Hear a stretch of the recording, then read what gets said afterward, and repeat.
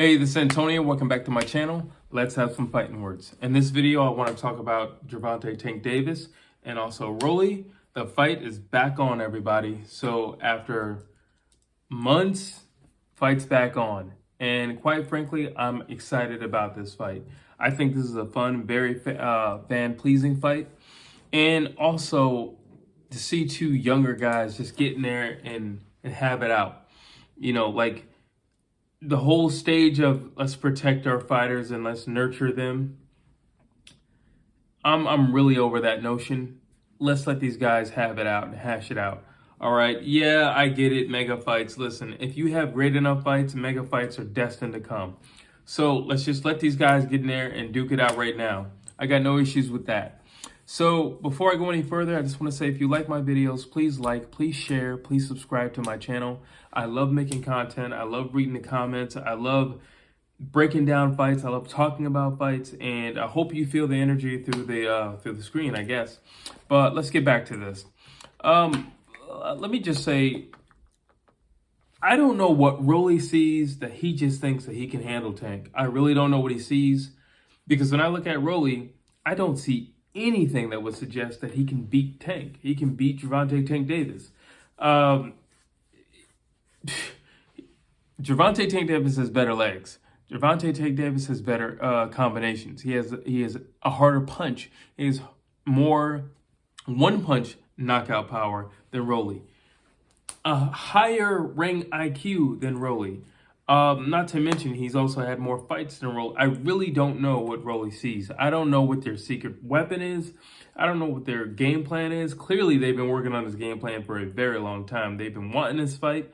He believes in all his heart and soul that he can beat Tank. Now, granted, on the flip side, I would say that he has no reason to suggest that he cannot beat Tank. He has never lost professionally. So therefore, why would he think anything other than I can beat him?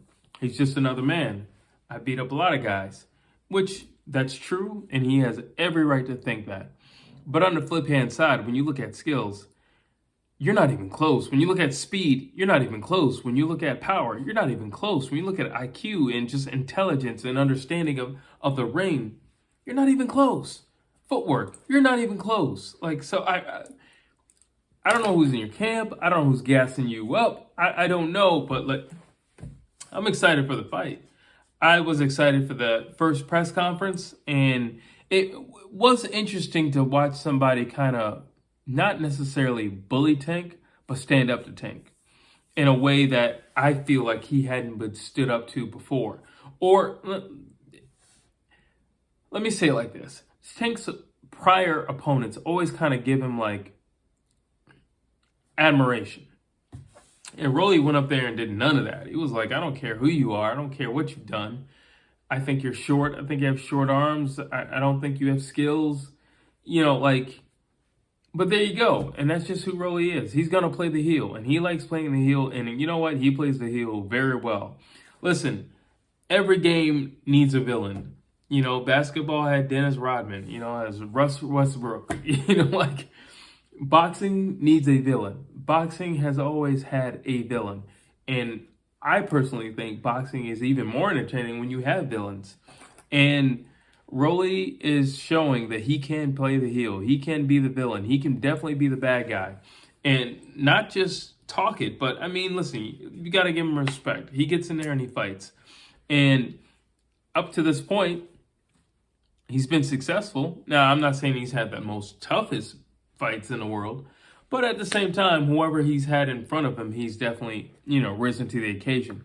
But when you look at Tank, I'm sorry, it's just like, he does have all the attributes that he doesn't, let me say, I don't even need to talk about attributes. I don't feel like Tank needs all those attributes to beat Rolly, but he does have them. He definitely possesses them.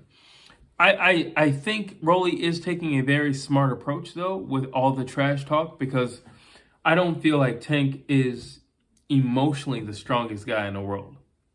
I think it is very easy to get under his skin. And some guys, you get under their skin and you'll see the best version of that individual. And then there's some guys you get under their skin and they don't perform as well. Floyd Mayweather, you get under his skin. I always said, you know, one of the critiques about Floyd Mayweather is, oh, he's just kind of skating through the round. He just does enough to win the round. And I always said, Floyd is a guy who's going to fight up to his potential. If you're on a scale of 1 to 10 and you're fighting at a 5, he's going to fight you at a 6, and because the 6 is all he needs to win. But if you fight Floyd and 10 is the highest, and then you take it to 10, you're going to see a different Floyd Mayweather. Ask Shane Mosley. As simple as that. You're going to see a different Floyd Mayweather. And I don't think Tank is that. I think Tank is somebody who he kind of lives off his emotions. Almost like the Charlo brothers. He just kind of lives off emotions. Now, I think they have learned and understand themselves through anger. I think when they're angry, they're actually much, much better fighters. When they're emotional, they're much, much better fighters. I'm not necessarily sure Tank is, because I've never seen anybody really talk to Tank the way that Rolly talked to him, or press him the way that Rolly's pressed him, or made fun of him in a way that Rolly's made fun of him. And it's going to be interesting to see how Tank conducts himself. It's going to be interesting to see how that shows up in the fight. Like, will it be sheer aggression? Will he just run across the ring and attack? Or will he still be himself? And Tank, through recent fights, is learning to be more composed. But will that go out the window, and will he resort back to being what he used to be, which is just like a destructor? Because that could play into Rolly's hands.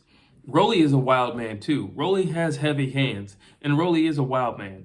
So if you were to just bull rush him, that could play into the hands of Rolly. I don't think he's as crazy as we may all make him out to be, with all the things that he says and the Instagram posts. I mean, he's destroying him on Instagram. So maybe he's not crazy. Maybe he knows you don't have enough here to deal with me. You probably got enough here, but you don't have enough here. You look at Muhammad Ali and Sonny Liston. I mean, my goodness, Muhammad Ali took that man through leaps and valleys.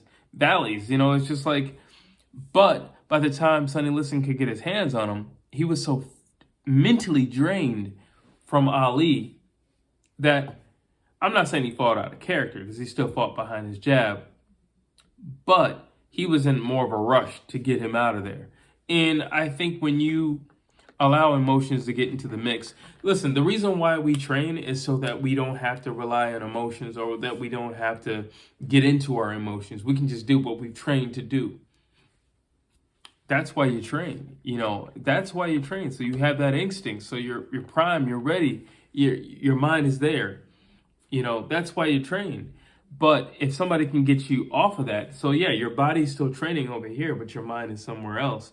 Your mind is like, oh, I just want to choke him, but you're training your body to stick and move and box and throw the right hand. Those are two conflicting thoughts, and that could affect you in the night of the fight. So, is Rolly crazy? I don't know. I do know if he wins this fight, his stardom goes through the roof. I do know if he wins this fight, he will then be the A side moving forward in his next fight, and he will get to say and pick and choose who he wants to fight. He will make a much, much, much, much, much bigger purse if he wins this fight. Tank, on the other hand, he just gets the opportunity to shut a big mouth up. He's still going to make a ton of money, but the overall objective for Tank is he doesn't like Rolly, so he gets to shut a big mouth up. Does this boost Tank any further in his career? Not really. Nobody looks at Rolly like that, and especially amongst those guys, the Tanks, the Ryan Garcias, the Teofimo Lopez's, Devin Haney's, George Kambosos. Nobody looks at, Rolly like that. But if Rolly wins, he's in the mix. He's in the mix.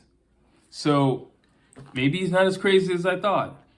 I can't wait to see how this unfolds, how it unravels. Now that Rolly's legal problems are all behind him and we can actually focus on this fight, it's going to be interesting to see what happens. I look forward to the press conference, the second press conference that these two have. The first one was epic, so I'm assuming now that Rolly has had some time to get some new material, troll Tank some more, and let it spew that he couldn't get his hands on him before, This next press conference is going to be epic. But you tell me what you think down below. As always, please like, please share, and please subscribe to my channel.